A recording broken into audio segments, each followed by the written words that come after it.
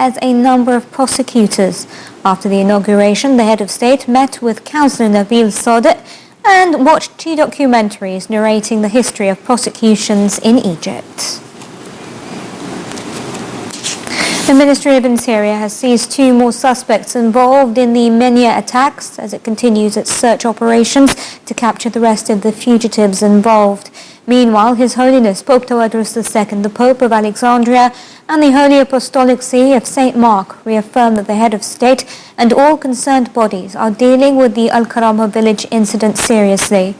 Earlier, police had arrested 10 men in connection with the incident, as the Ministry of Interior said in a statement that all those involved in the heinous crime will be brought to justice.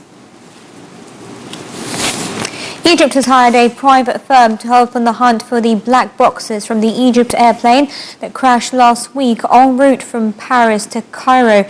Egyptian civil aviation officials said in a statement that they had signed an agreement with Deep Ocean Search DOS to carry out the search and retrieval process of the new data recorders.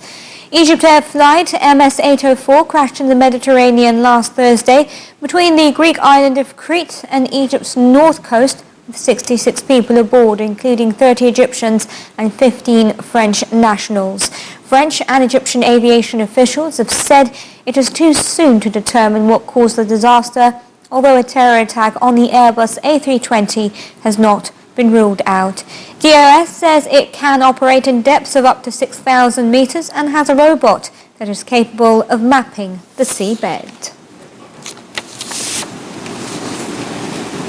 Palestinian Foreign Minister Riyad al-Maliki said that Palestinian President Mahmoud Abbas is attending a meeting in the Arab League's headquarters today to appeal for unity amongst Arab foreign ministers towards the French peace initiative.